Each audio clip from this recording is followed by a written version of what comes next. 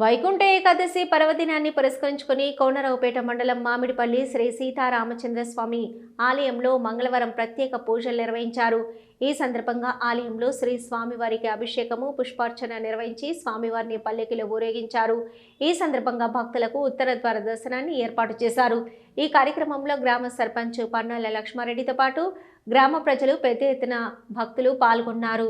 सीतापते श्रीरामचंद्र वेंकटेश वेंकटेश वेंकटेश पाहि मां वेंकटेश वेंकटेश वेंकटेश पाहि मां वेंकटेश वेंकटेश वेंकटेश पाहि मां वेंकटेश वेंकटेश वेंकटेश पाहि मां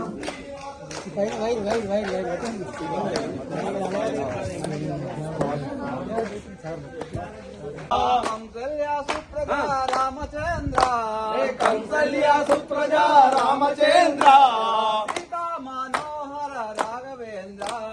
सीता मनोहर राघवेंद्र मनोहर राघवेंद्र सीता मनोहर राघवेंद्र